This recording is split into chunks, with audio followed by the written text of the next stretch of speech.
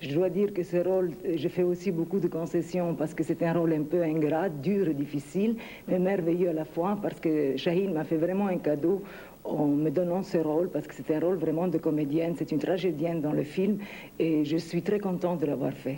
Votre vocation profonde? Non, ma vocation profonde, c'est la aussi. tragédie, absolument. D'ailleurs, on me préfère toujours dans les chansons quand ce sont des chansons réalistes ou des chansons d'amour ou des chansons graves. Henri Chapier, donc vous connaissiez Dalida depuis longtemps. Est-ce qu'on est obligé d'en appeler toujours à ce fameux destin des stars, enfin dans un cas comme celui-là? Mais je le crois, parce qu'elle avait, elle vient de le dire d'ailleurs, le sens du tragique.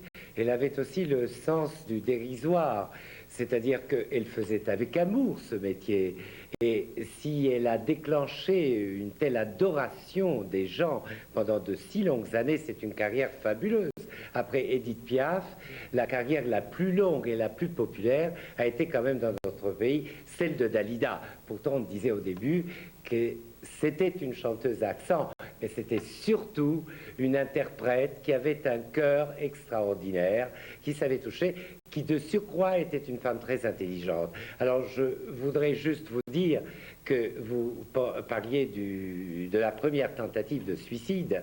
Eh bien, elle a essayé de faire retraite. Elle a vraiment, à ce moment-là, trouvé un apaisement. Mais bon, la futilité, par moment de ce métier et sa dureté, ont eu raison d'elle, je crois. C'était une très, très grande femme de théâtre et de chansons et un être humain. Vous parliez, Henri Chapier, de son intelligence. J'ai un souvenir concernant Dalida très précis à ce sujet-là. C'était il y a maintenant près de 10 ans, du temps où on faisait des émissions de 5 heures en direct à la télévision, sur Antenne 2 l'après-midi.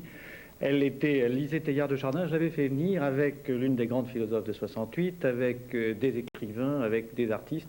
Et pendant les 5 heures, elle les a subjugués par sa culture, sa gentillesse et son intelligence. Et c'était un grand...